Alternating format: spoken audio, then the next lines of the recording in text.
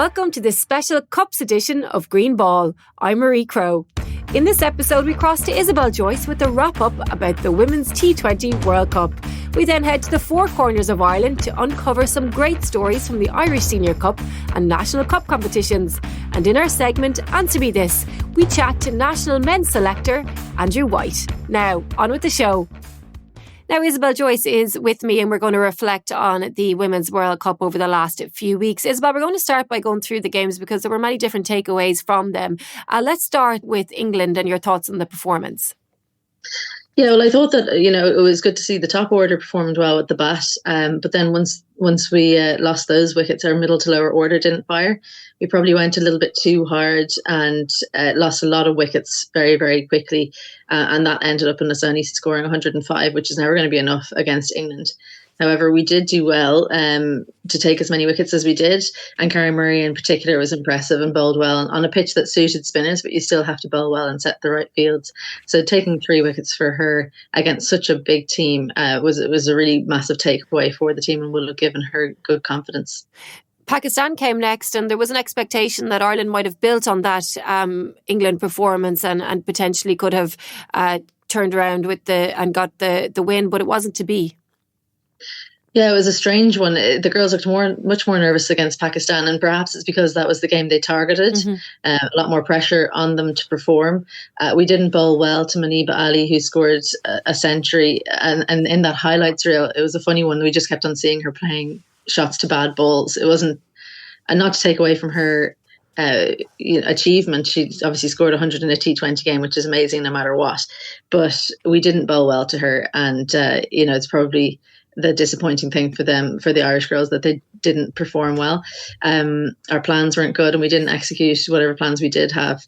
And I think as well with the left-right hand combination throughout the innings, that really told against them as well. So it was really disappointing, and it'll be a big learning curve for the group to deal with the nerves when you're hoping to win a game as opposed to when you're underdogs. Yeah, and the West Indies came next, and it's difficult to bounce back from what happened in Pakistan. And in the early stages, it looked like Ireland had bounced back, and there was a lot of positives, but again, it just wasn't to be.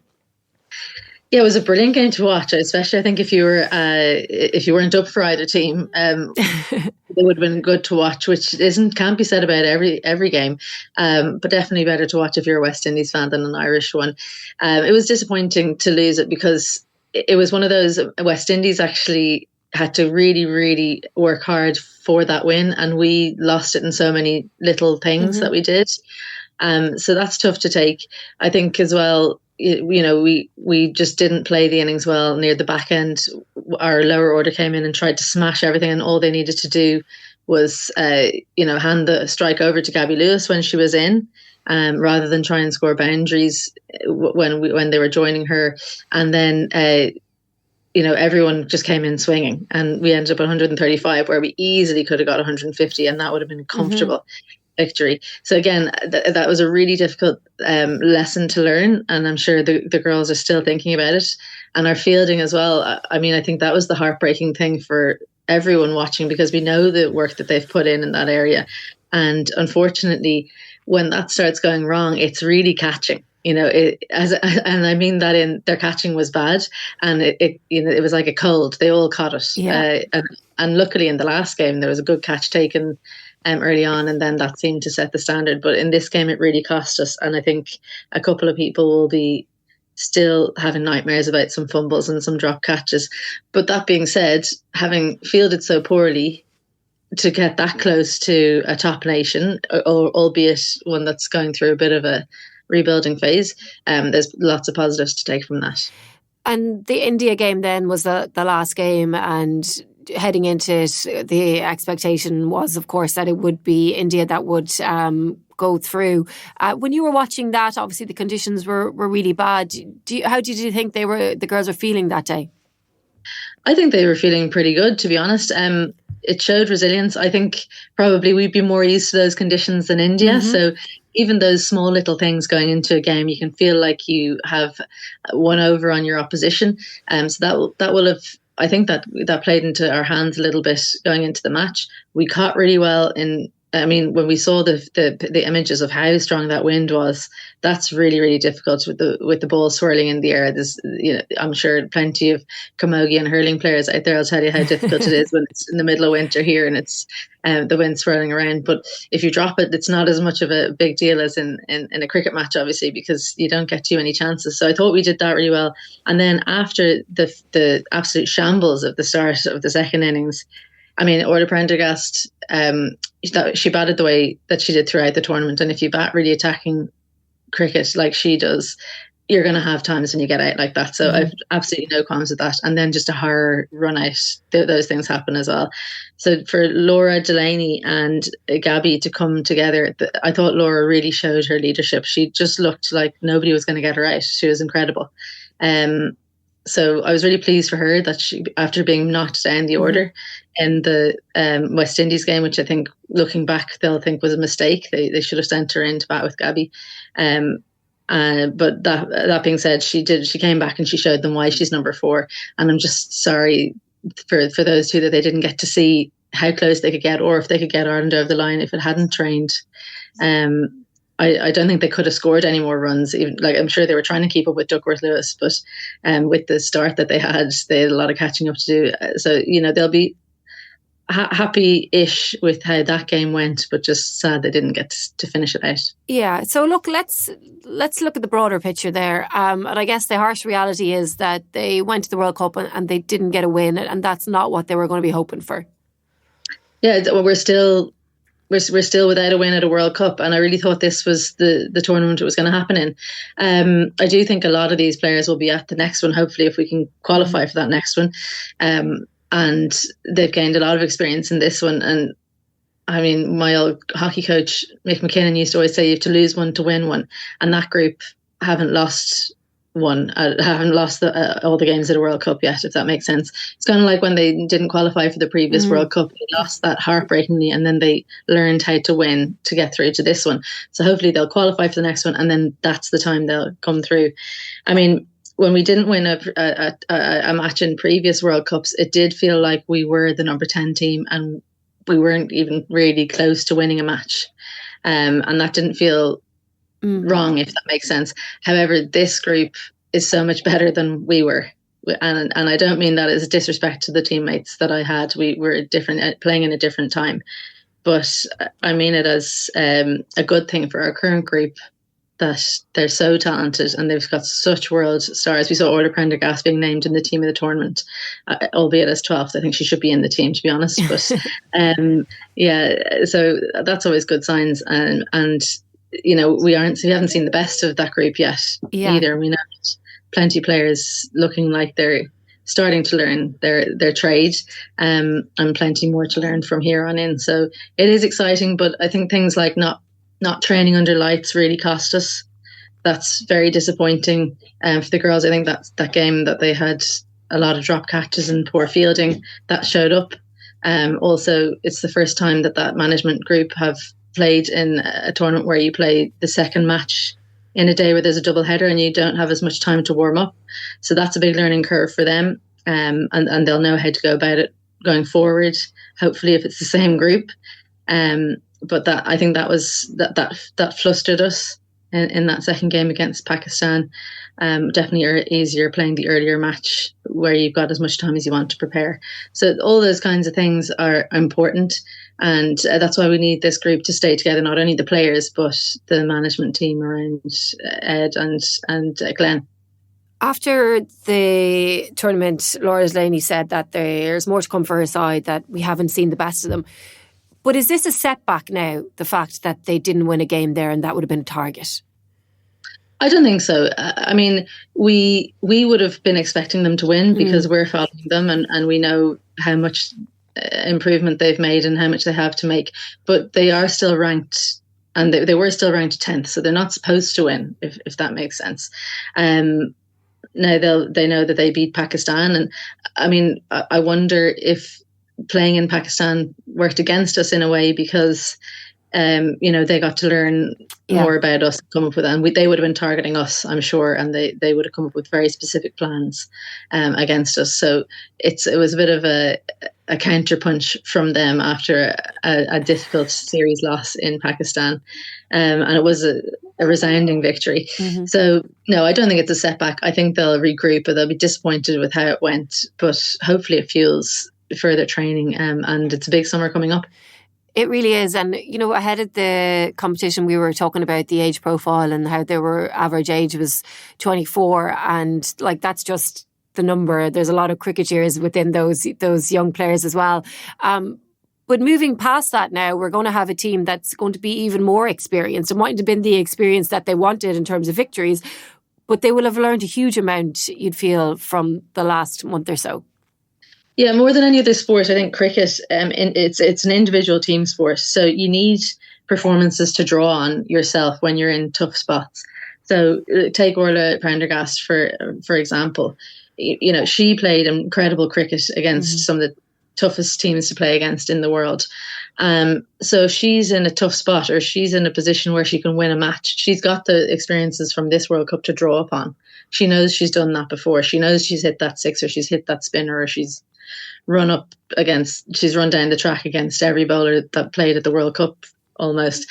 So that's just her. And Leah Paul can know that she came back after not bowling her best in the last 6 months to really improving at a World Cup. And that's just to name two players that have had good experiences. Karen Murray, 3 wickets against England. She's done that now. So those are the small things you have to take. They're not really that small either. So even though you don't win a game, you're not learning from that. You can learn from your personal performance, especially if it's a good one. And that's always in the bank whenever you play going forward. And the more players that we have that do things like that, and we are getting more players performing. It used to just be one or two consistently performing. You are getting more players performing, then that really builds the team's confidence and builds their experience and their knowledge and their ability to win games going forward. How do the collective push on now and develop and progress? Well, I think the under-19s that were just at their World Cup need to start thinking about trying to push for spots in the senior squad, maybe not in the team, but in the senior squad.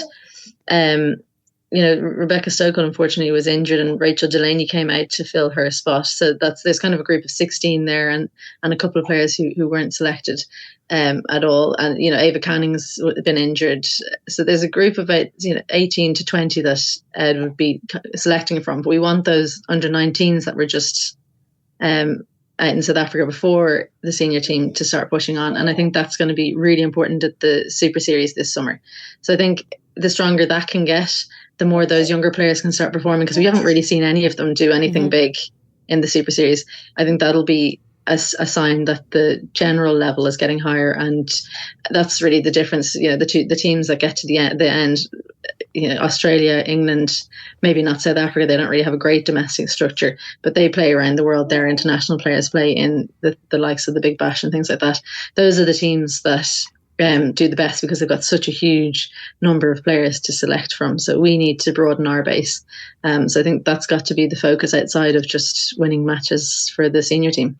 How beneficial then, just from an exposure point of view? Because if we look at the amount of coverage that this team would have got at the tournament, and then even just the game itself, and the level that it seems to have raised to the interest, the final, Australia, the standards, it all feels like it's trending upwards. Can Ireland benefit from all of that? I think so. The more tournaments there are, the more spaces there are for players to get picked up. Now, we didn't have anyone picked up in the WPL, but maybe like English players might start selecting. They'll only go to 1 or 2 tournaments a year because you get burned out otherwise. So hopefully it won't just be Gabby Lewis that is going to these things. I know she's going to Fairbreak. That's coming up soon.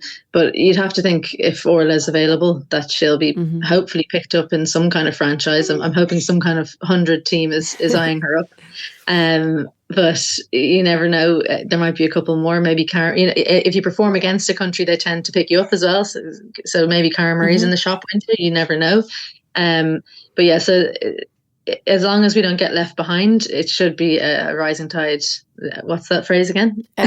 Lifts all boats. Lifts all ships. Yeah, something like that anyway. Yeah. And then just from Ed's point of view, like, I know it's a difficult situation to be in when, I guess, it's a results game. Like, whether we like it or not, top level sport is results based, and no doubt will have been difficult for him to just not get a result. Like, it's as simple as that almost.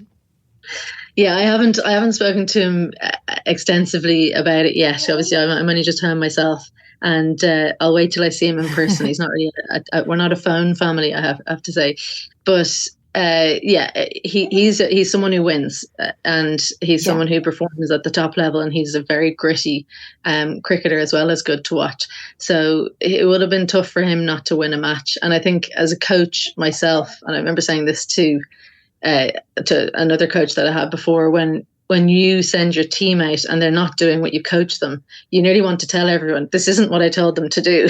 Yeah. When your team are making mistakes and you're the coach, everyone looks at you, and they kept on zooming in on him. I felt very sorry for him. Actually, I was like, it would have been better for him if they didn't know what he looked like. Yeah. I think he hit the next match, but you're kind of saying, I obviously didn't teach them this. I can only bring them to the water, and then they've got to drink. So that's the difficulty when you're a coach, and he's obviously learning that now. If he didn't know before, he does now. But yeah, I'm sure hopefully he'll take a couple of weeks off and just decompress, because he's so invested in that team and in all the girls, and he wants them to win for them, not for him. Yeah, of course, and for the game as a whole as well. Yeah. Isobel, thank you so much for that. But before you go, we're doing kind of a cup special today, and we're getting people's memories of the Irish Senior Cup, their favourite stories. Do you have any? Oh, my favourite Irish Senior Cup story. John will kill me because I'll forget the details exactly, because he would have been playing them. But I love the Irish Senior Cup. It's probably my favourite tournament in both hockey and cricket. But I think when Marion were playing Railway Union in the Irish Senior Cup final, I don't know the year, it was in North County. Trent Johnson, Kevin O'Brien were on the opposition, and I just never saw the ball, like, so many balls get lost. They were hitting it over the clubhouse. This is Trent Johnson and Kevin O'Brien now, not my team. And then Marion won the final on Duckworth Lewis. It was just an incredible batting performance. My brother Dom actually was batting, and with our professional at the time, Greg, and they won after the game. Only went to 20 overs in the second innings, and Railway were kind of wandering around as if they'd already won at the interval. And one of my really good friends, Ruth Ann O'Brien, was there, and I was kind of not making eye contact with her because I was so annoyed about how badly Marion had done in the first innings. And then as the game was going on, she wasn't making eye contact with me as Marion were kind of coming out on top. So it just was such an incredible match, and that's probably my favourite outstanding memory of it. Sounds good. And then just a prediction. Anyone you're favouring for the cup? Oh God, you've really put me on the spot now. You can't really look past. No, I actually can't think of anyone. Clontarf, maybe. I'm going to go with Clontarf, even though John will kill me again. Could be big trouble in the house today. They will be fighting. I'll tell him not to listen this time. I think Clontarf are on the up, so maybe they'll be in it to win it. Okay, well, we have it on tape now as well, so there'll be no getting away from it. Thank you so much for your time this morning and for filling us in on all of that. We will talk to you soon. Thanks, Marie. Now, I'm delighted to say that Stella Downes of Leinster Cricket joins us. Now, Stella, it's such an exciting time now for the Irish Senior Cup and the National Cup. Tell me, do you have a favourite story from these cup competitions? Oh, wow. There are so many, because it's everybody's favourite competition, I think. It used to be that if you were drawn away in the first round, it was just a nightmare and you'd cobble together a team and just go and lose. And then we ended up in a final against Lurgan many years ago, which we lost, and it hurt. And we thought, well, it won't be too long. And we waited another 20 years before we actually finally managed to get our hands on the trophy. So I suppose my favourite story would have to be the year that we won it. We had been relegated the previous year. So we were in what's now the championship. And we had been really hurt by that. And the following season, we were playing in the championship and had a great run in the Irish Senior Cup. And we won the final out in Malahide when the place was all set up for an international. So the atmosphere was incredible. You know, there were stands and everything around. And I can just recall sitting in the tent scoring and tears running down my face. I couldn't even see my scorebook for the last over because I thought the Holy Grail is within touching distance. And it meant so much. Owen Delaney was our captain then, and Owen carried the Bob Kerr trophy for the next month, I'd say. He slept with it. He brought it to the club every time he came down and sat with his arm around it in the bar. It was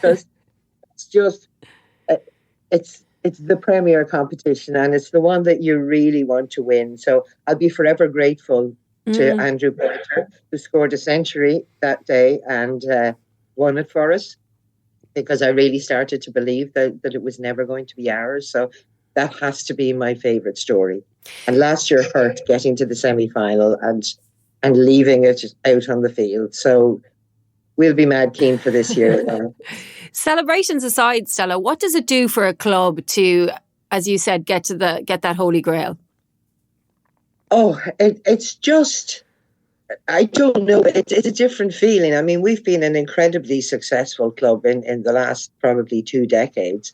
But nothing has meant more than that win.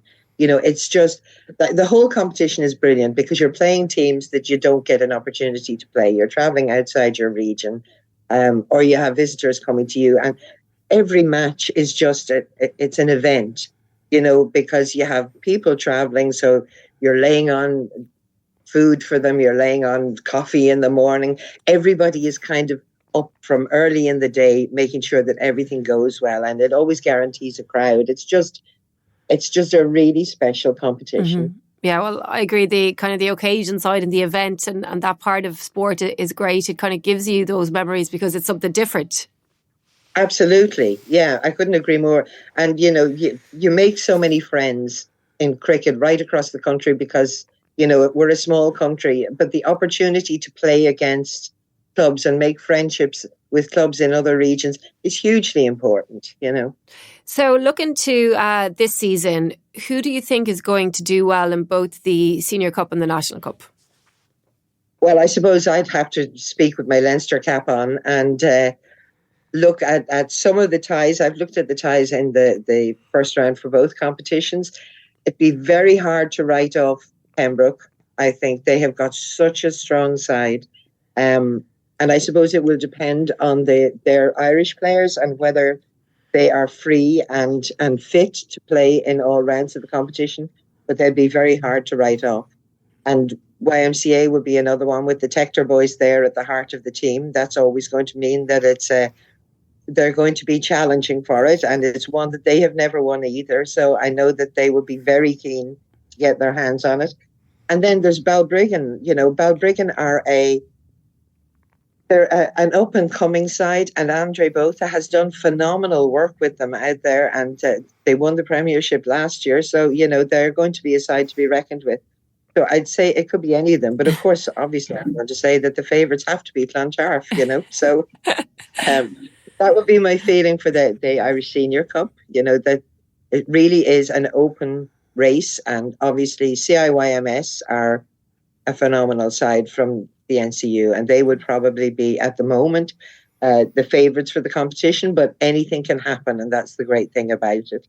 In the National Cup, you have to look at North County. You know, they've won it last year.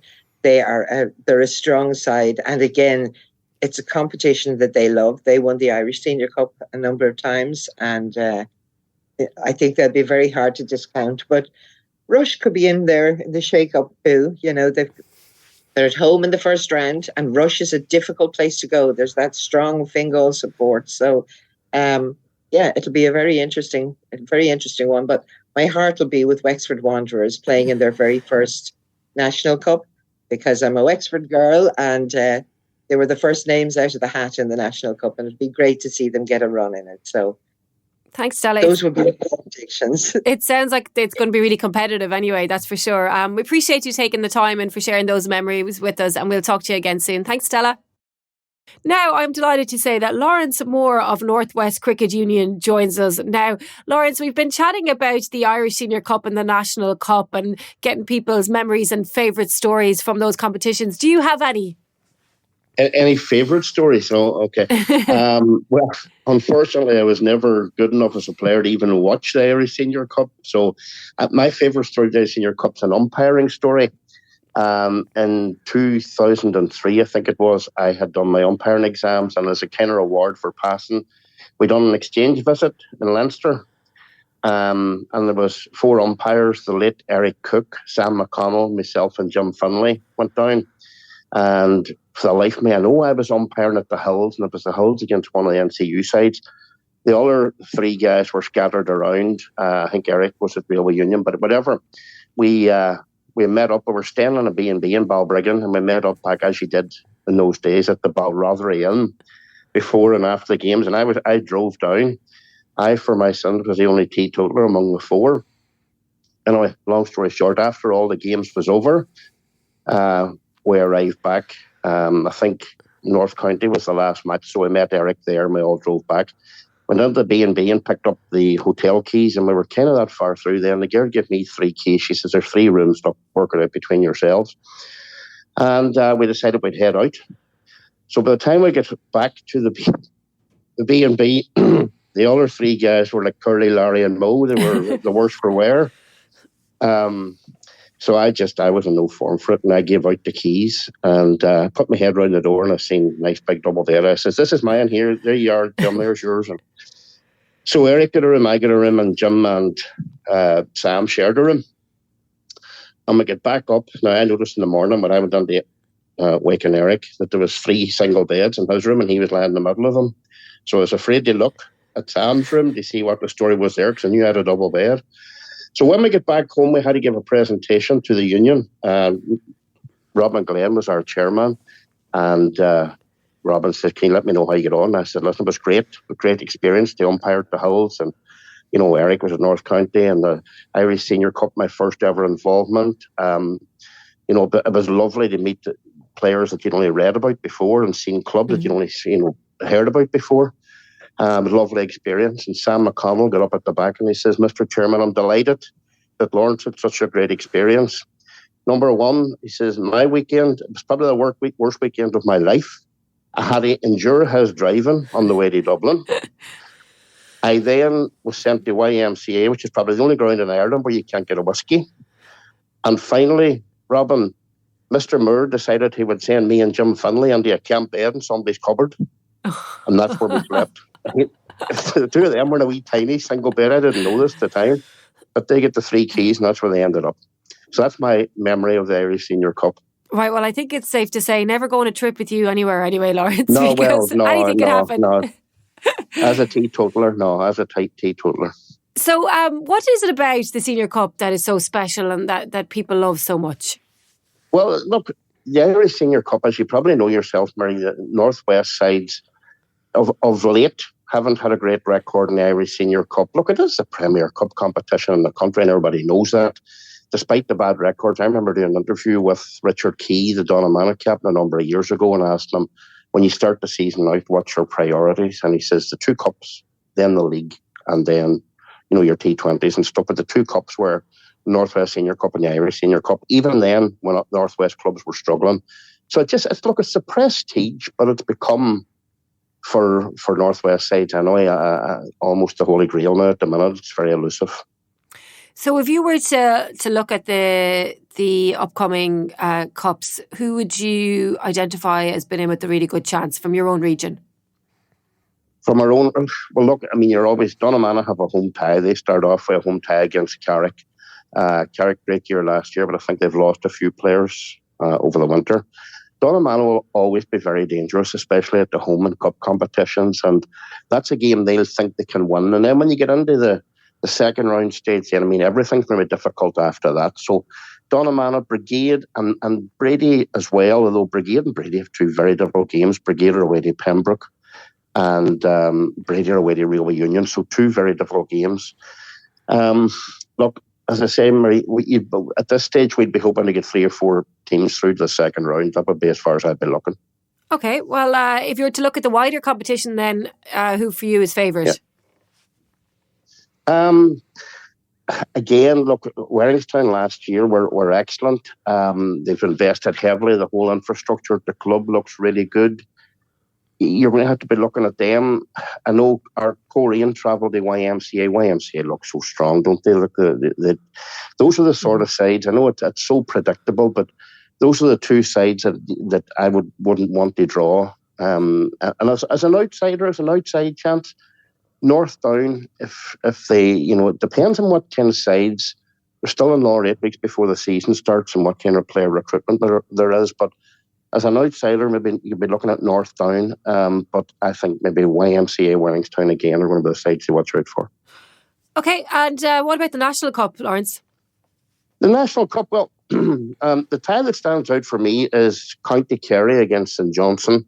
Mm-hmm. St Johnstone lads like to socialise, and I'm trying to think, God knows what day they'll be back from County Kerry. Marie, I have no idea. I wouldn't want to be driving that bus, I'll tell you that, Marie. Well, I'd say they wouldn't want you to be driving down there either now. It's very true.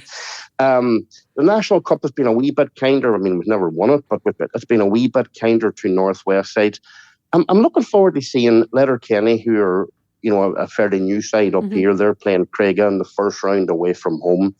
That'll be an interesting game. Glendermot up here have strengthened quite a bit, or looking to strengthen quite a bit now over the close season. They're playing Athlone. I don't really know an awful lot about Athlone, if I'm going to be honest, Marie, but I think those two sides will do okay. Strabane have a very, very difficult tie. They're away to Rush. But look, I think if St Johnstone get through at County Kerry and if Glendermot beat Athlone, those are the two sides I would be keeping a wee eye on to do well. Ballyspalin, of course, have a bye, so we're guaranteed to have somebody in the round two. It's not going to be a complete disaster. Okay, well, it sounds good anyway, Lawrence. Thanks a million for taking the time and for sharing your stories with us and giving us your predictions for the upcoming competitions, and we'll talk to you again soon. Thanks, Marie. Now, I am delighted to say that Ally McCalmont joins me now from Northern Cricket Union. Ally, you're so very welcome.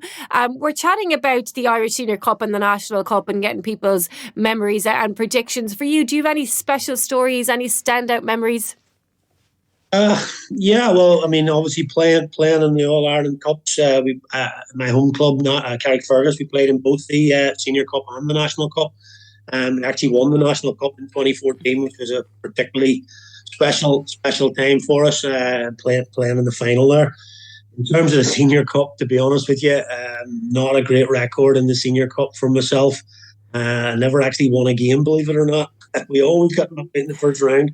And probably on a playing side, we played Leinster in our very first game in the Senior Cup at home around about 2005, I think, and Leinster gave us a right hammer on that day, and it sort of opened our eyes to the level we'd be playing at in the Irish Senior Cup. So in terms of playing, it wasn't a great competition for the club and myself, but I don't really look at that in terms of memories. I'm looking at where I played and the new grounds, and always the draw was the thing that we looked at and said, you love to get a home draw in a cup, but actually in the Senior Cup, you'd love an away draw. Got the bus trip and headed off and go on tour. Yeah, we went on. It actually was that we went on tour, but it was always an early season sort of a game, maybe early May, and it got the club going again. The players and the supporters all got on the bus, travelled down to Dublin or the Northwest and played the game. And if I'm being honest with you, some of my best memories were actually the bus trips rather than the actual games themselves.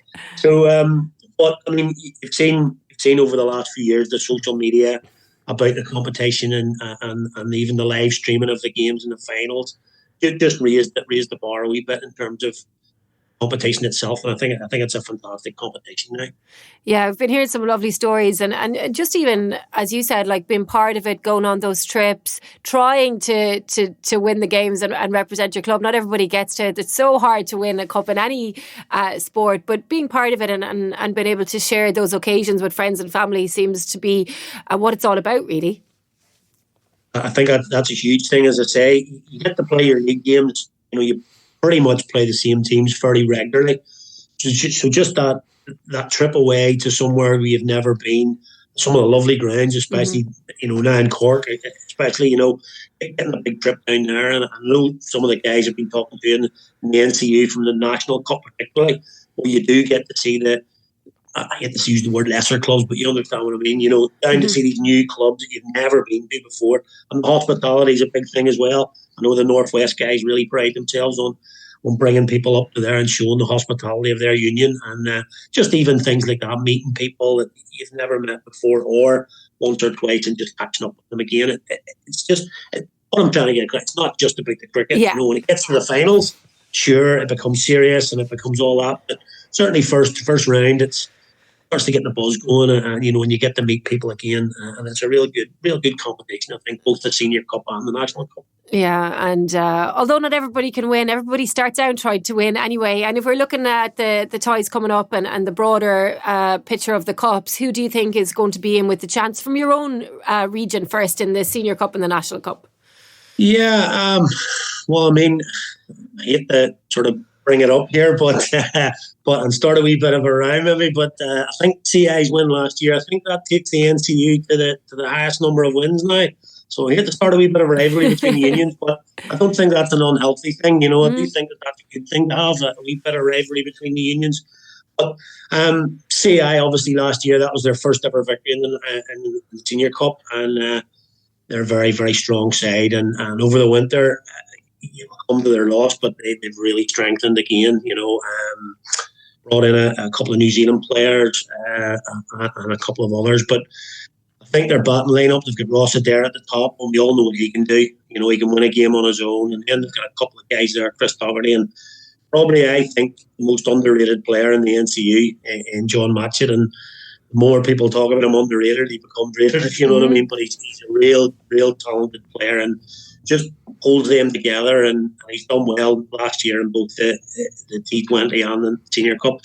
So look, their bowling's pretty set as well. They've got good spin options, good bowling options, and you know it's not the gutsiest of predictions, but I don't think they'll be far away. You know, they've lost Nigel Jones, who everybody in Cricket Ireland knows well, both in Leinster and the NCU. He's a massive figure in the NCU. He's moved on to Lisburn, which will obviously strengthen them again. They've both got byes in the first round, so that's a big help as well, obviously. They're straight through to the second round. The other matches, I mean, there's six teams in the NCU here, and I would say probably, with my prediction hat on, I would say 3 wins, 3 losses maybe in the first round. I'm looking at Warringstown again, perennial Senior Cup, won the most Senior Cups of any club. Maybe, you know, rebuilding a little bit at the minute, but the new captain and Greg Thompson, ex-Irish international as well. And, you know, they've got a couple of young guys coming through. I'd look out for Morgan Topping, who's been coming through the emerging Knights and into the Senior Knights team. So he had a good year last year and maybe would kick on this year. But I think Warringstown are going to really look to James McCollum to come back to his Ireland form, basically. He struggled over the past years. He'd admit that himself, I think. Just getting scores, but if he comes back to his undoubted ability, I think Warringstown could really be pushing again this year. I think they're one to watch. Northdown and CSNI, a few changes there as well. CSNI have lost a couple of guys that they had brought in, and but they'll be replaced. But obviously, new players coming in at the gamble, and you don't know what you're going to get. But I mean, they could be a good side as well. And I would say to you now, I'm going to say there will be a few playing alterations. There will be players coming in and out in the NCU over the next. And then looking at Woodvale and Stonians and Carrick, Woodvale still dependent on a few, and Stonians rebuilding, and my own side, Carrick Fergus, as I said earlier, you know, we've only had one real run at it. We got to the quarterfinal a few years back, but you know, they brought in Stephen Smith as a coach, and just in the NCU, I think that's going to be a thing. Maybe looking forward, the best 2 teams last year were CI and Lisburn, and they both had dedicated coaches, named Butler and Neil Graham, and that really helped them, I think, dominate NCU cricket last year. So maybe that's a trend that's going to move forward. But if I come back to it, it's a boring old tip, but I'd be looking at TIYMS to be going well in the competition. And what about the National Cup? National Cup, as I said earlier, great competition, love it. The only thing about the National Cup is sometimes teams in the NCU don't early on in the season treat it as a big competition. They, as I said, maybe they treat it as a bit of a bus trip and stuff, but when they get into it, and the hype comes and the media comes, and certainly the guys from Terranure in North County last year certainly said when they got to the final it was a magnificent occasion. And if the guys maybe in the NCU thought early on, let's give this a run, they could do well this year. I think there's 2 teams that are playing senior cricket there in the Premiership, but they obviously qualify for the National Cup. That's Derryackie and Cliftonville Academy. And Cliftonville Academy in particular have signed a few players this year. They've strengthened. So they could go well, and there's a bit of a rumour that maybe an Irish international could be possibly turning out once or twice for them this year. It's a bit of a rumour now, but it could happen. You never know. And if I'm not going to mention his name, but I think we all know who he is. But if he turned out, then obviously that would change everything for Cliftonville. But yeah, Derryackie. The other teams, I really do. I mentioned it at the draw. Muckamore, I think, are a bit of a dark horse this year. They've gone away and signed a lot of players, brought some youngsters through, and I think they could be a real good side. They've got Wexford in the first round, which is a tremendous trip for them. Away to Wexford, they're playing their first season, I think, in the National Cup. So if Muckamore can get through that first round and get into the season and gel their team a wee bit, I think they could give it a good run next year. But the other 3 ties are some crackers. I mean, Letterkenny travelling to Belfast to play Craigie, and Ballymena in there as well, and Temple Patrick. So look, a good lineup from the NTU, and it's been a Leinster tournament really last 5 years. I think it's been Leinster all the way, and then again, Mike Clocarrick was the last team to win it from the NCU in 2014. So it'll be fantastic to see NCU representative in the National Cup this year. And as I say, maybe I'll stick my neck out and go for Muckamore maybe. Sure, why not? Ali, thank you so much for sharing your memories and your stories and giving us your predictions. We really appreciate you taking the time. We'll talk to you again soon. I'm delighted to say that Ted Williamson of Munster Cricket joins us now. Ted, we've been talking about the different cup competitions, the Irish Senior Cup and the National Cup, and we're getting people's memories of them. Do you have any standout ones? Thanks for having me, Maria. I suppose the first thing is, like, if you look at specific performances in that, I was lucky to get to a semi-final once when I was playing with Phoenix up in Dublin, and James Shannon had a day out and he battered us all over the place, and that was the end of that. We went back up to Dublin with our tails between our legs. But that's not the stuff that I remember, to be honest with you, Marie. It's more friendships and building relationships and between players and then clubs. So like when I was playing properly, the first thing I would do is look at the draw and then look at the teams that we're playing against and see if there was guys on those teams that I would have played, say, national youth stuff with or played against in the interpros. And that was yes, we played hard cricket on the day, but couldn't wait to get off the pitch then and catch up with guys. And it was probably 10% of the stuff we talk about cricket. The rest of it was life. And do you remember that time when Empower the Family? And for me, that's what the National Cup and Senior Cups are all about, is building relationships and seeing fellas that you haven't seen for years and just catching up. That's my biggest memory, to be honest. Yeah, I'm getting that a lot. Just the fact that you get to go on tour, you get to showcase your own club, and you get to make those friendships, put names to faces, and you get to involve everybody around you as well, family, friends, because it's just a really big occasion. And sometimes that's the great thing about sport, that it does become an occasion and an event. Yeah, and like as you say, like generally you stay over, so rarely now do you get to socialise. The way all sport has gone, including cricket, rarely. I mean, back when I played, we couldn't wait to socialise, and you learned a lot in the bar afterwards by just talking about the game, but that rarely happens now. Whereas now with Senior Cups and guys travelling, they have that stay overnight and they get to sit around and chat, and I think that's really powerful. It happened last year with our guys when they went to Donaghmana, and some of them were starstruck because they were playing against Andy McBride and guys that had played for Ireland, and then when they got to chat to them, there's people. They're nice blokes, do you know what I mean? And that, I think that's powerful. That really is powerful, especially just in life, because cricket finishes, life carries on, So I think it's about making friends and building relationships, as I said. Yeah, no, it's brilliant. So what about this year coming up? Do you have any fancies for the Cups? I mean, look, you can't go far away from the guys who would have got to semis last year and got to finals. Guys, generally, teams that get to the top of their leagues, top 2 or 3 is the ones who you can, the consistency is always there. For our sake down in Munster, I suppose it'd be interesting to see how my own club Harlequins get on, because they've had decent success getting 2 All-Ireland finals in the T20, and then can they bring that into the 50 over stuff? Cork County are playing against Ardmore, who they've beaten before. we have an all-Munster tie, so we're guaranteed somebody in the second round when Galway play Limerick. And then County Kerry for Munster are always very strong, and they have a match at home. So from a local perspective, there's lots on the table and lots of excitement, I think. But there'll be the same names, I think, come business end. There'll be the same names, I think, it's the last kind of 2 or 3 years, without doubt. Yeah, it sounds like it's going to be competitive anyway.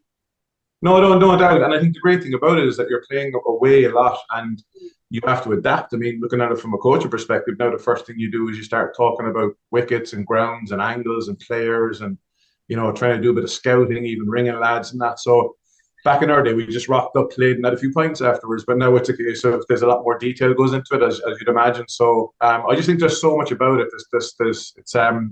It's just massively exciting for everybody. Because there's something new on the table every year. Yep, it sounds good. So much to look forward to. Ted, thank you so much for joining us. Enjoy it. Comes around only once a season, so it's brilliant to be part of it and get going. And we'll talk to you soon. Thanks, Marie. Thank you. Now it's time for our Answer Me This segment, and I'm delighted that Andrew White, National Men's Selector, joins us on the line. Andrew, how are you? Very well, thank you. Flat out in school? Yes, no rest at all. 3 kids at home as well, and juggling everything. But it's good. Everybody's fitting well, so no complaints.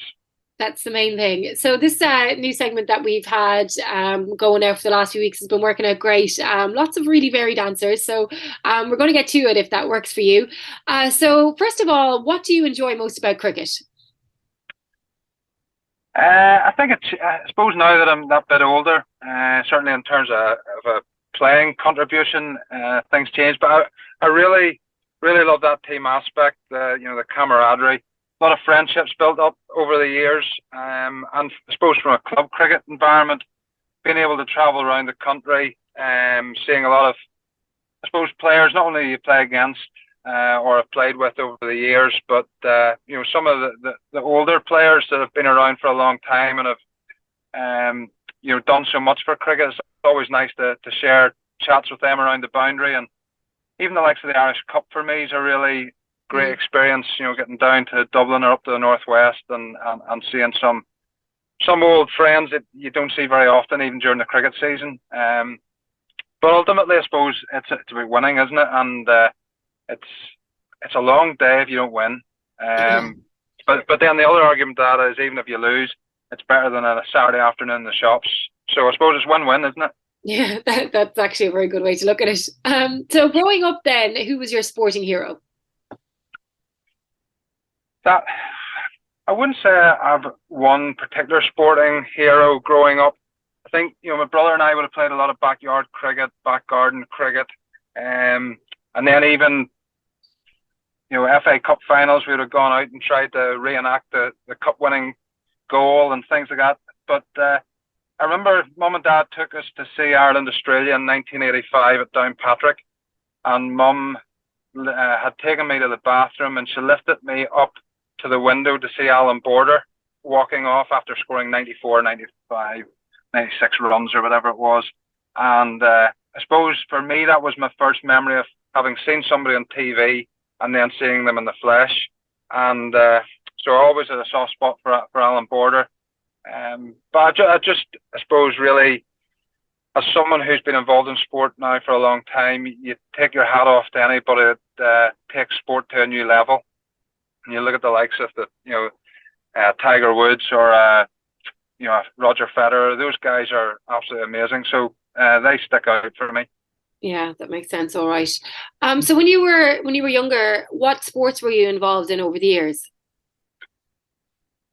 Loved my football when I was young, but then whenever I went to secondary school in Newtonards, it was a rugby playing school. So went into the rugby. I was probably, well, there was no probably about it. I was definitely a non-tackling out half who then became a non-tackling fullback. And it's ironic because now that I'm coaching rugby in school, I just don't understand why guys don't make tackles, but I'm the wrong person to be sort of giving off about it. So started taking all ages of rugby from 12 up to 18 at school, and enjoy that during the winter. But I suppose for me, my first love is the cricket, and get back to that. Starting in school now to get the cricket up and running again, and Love my golf. I'm a fair weather golfer who would roam the country looking for somebody to play with and some of the nice courses to get on. So that's really the sporting background. I don't know where you'd find the time for golf. What about being the national selector, though? So what exactly does a national selector do? It's changed, and it's changed in its role in many ways over the last number of years. Working closely with obviously Richard Holsworth, high performance manager, Heinrich Milan, the head coach. Working closely with the coaching staff and then the scouts that are involved at the minute. A lot of it is around, strategizing in terms of succession planning across all the skill sets. Then obviously looking at form and fitness of players. There's the contractual piece as well, which it's a time-consuming piece, but it's really important, obviously, in terms of the organisation and for the players. The detail that goes into the contractual side of things is really important. And then, of course, in terms of selection for squads, for tours, looking at our pinnacle events. So obviously this year we have possibly definitely one qualifying tournament in the T20 World Cup, possibly a 50-over qualifying tournament in Zimbabwe, depending on how results go. Possibly then a T20 World Cup later on. And you're working back from that to try and make sure that all the plans are in place. And I suppose then when we look at even the upcoming tour for Bangladesh and Sri Lanka, looking at conditions, looking at the types of players that have been successful in those conditions across the world, and then trying to, along with Heinrich, come up with a plan in terms of how you go about trying to win in those conditions and selecting a squad according to that. And what about the process itself? Like, what's that like? How long does the actual process take? And just how does it all work with you guys?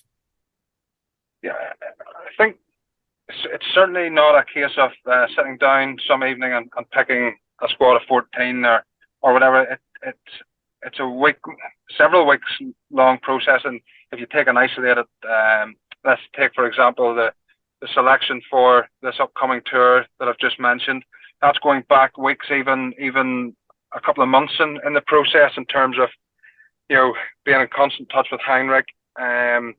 You're dealing with the franchise world now, where some of our players have been away.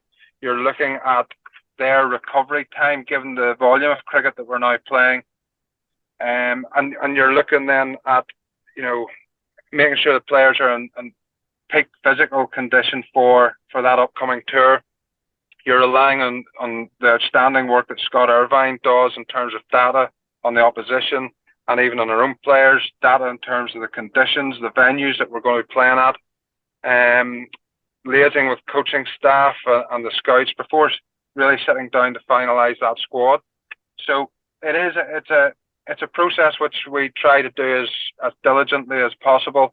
And I have to admit that I've learned an awful lot over the last number of years from Graham Ford and from Heinrich, two outstanding coaches in their own right, and been really impressed with Heinrich here since he's come in and the direction he's trying to take the squad forward in. So what are the best and worst aspects of being a selector? Oh, the worst aspect, the most difficult part is obviously informing players that they haven't been selected for an upcoming tour. Specifically those global events, the likes of a World Cup, because having been a player, I know how much it means to these guys to be selected. I was left out of squads. I was left out of a World Cup in 2015. So I know what goes through their minds. I know the feelings of that, and therefore your heart goes out to them when they do miss out on selection. The best part is arguably, seeing players that we've identified maybe from a number of years previous as they've been coming through the system. Even take somebody like Stephen Doheny of recent times in Zimbabwe and seeing him, we got 70 odd there in one of the ODIs, and I suppose being able to see them show that they have the ability to compete at that level. Arguably, though, what you really want to see is consistency of performance. Harry Tector, as an example, has been outstanding, and I've known Harry for a number of years now, and saw him come through the academy, the drive and the will for these players to be successful, and they give their absolute utmost, which is a credit to everybody involved. And you want to see those players do well, so I think seeing the guys being successful and seeing Ireland win, also what it means to all the people in the background, is also really satisfying, even though it's not necessarily connected with the selection piece. It's, from an organisation point of view, it's great to see everybody pulling their weight and trying to see the performances of whether it be men or women, and seeing the joy that brings to people. What's the best piece of cricket advice you ever received? Funny, I was listening to Jeremy Bray when you had him on there recently, and he talked about not messing with a game of cricket. I don't know whether he was referring or whether he was thinking of the incident that I was thinking of when he was talking about it, because the two of us were batting at Lords against the MCC, and Brazo was on 95, and we must have needed, 10 runs to win or something, and the two of us tried to manufacture the game whereby he would get to his 100 at Lords, which would have been a great moment for him. And I think we turned down a single. I refused to run a single to allow him to keep the strike to see if he could get to 100. And of course, he got out the next ball. And I know Eddie Burrell was far from pleased at the fact that we tried to manufacture the situation. And Eddie talked about not messing with the game and having the utmost respect for the game. So that was a very strong lesson learned at that early stage of my career. Roy Torrance over the years has given me advice on a daily basis on tour about what not to do and what to do, and even somebody like Michael Caulfield there, who's the sports psychologist for the team, has been brilliant in his advice. And it's not often golden nuggets of wisdom. It's just on a day-to-day basis in terms of preparing and planning to play in international cricket. And sometimes it's often the simple things and the simple pieces of advice that are the most effective. Yeah, that all makes really good sense. But away from cricket then, what does the perfect day look like for you? Away from cricket? I need to be careful here now what direction I go in. From a family point of view, we love the North Coast. Love getting up onto the beach there in Port Stewart or Port Rush and getting in the water. Now, being up there, you've got to get around to golfing as well, don't you? So if we could get the family time in the morning and a bit of golf in the afternoon and then out for dinner, it's hard to beat. A lovely part of the world and somewhere we as a family really love going to. Very good. That was very diplomatic. I like it. Does that cover all bases, does it? Yeah, you're safe with that one. So I have some quick fire questions to finish. Mullets, nifty or naff? Oh, naff. It's creeping into school, and I give the guys a hard time at school about it, so naff. Yeah, I'm definitely seeing a lot more of them, all right. Sledging, part of it or park it? Park it now, I'm too old. Your best memory on the cricket field? Easy to turn to the likes of Pakistan and Zimbabwe and World Cups, but I'm going to go for Intercontinental Cup final 2005, beating Kenya against all the odds. An incredible game of cricket which lives long in the memory. A song that you've played the most in the last month? This is going to sound really sad, but I hardly listen to music at all. I'm a talk sport man in the morning. I have an hour's commute to school, so it's talk sport with Laura Woods, Alan Brazil, Ally McCalmont. Those are the guys that keep me company. I'm actually with you. I wouldn't be able to answer that either. I never listen to music. Movie that you have last watched and enjoyed? Well, given that Sky Sports and Monday Night Football and all that sort of thing won't count, it's Matilda. I'm into all these children's movies now, so it was Matilda with the children, and that's about the limit for me at the minute, I'm afraid. Andrew, we have a lot in common. I watched that on Sunday night, so there you go. And not to be knocked, it was a good show. Now. Yeah, it was. I watched the whole lot of it, which I wouldn't often do, but yeah, I didn't budge for it. I was engaged. Good stuff. That's great. Andrew, thanks a million. That was great. I really appreciate you taking the time and giving us all those insightful answers. They were great. And hopefully we'll talk to you again soon. Thanks, Marie. Thanks for listening, and join us again in the next show to discuss the men's tours to Bangladesh and Sri Lanka and central men's and women's contracts news. Don't forget to subscribe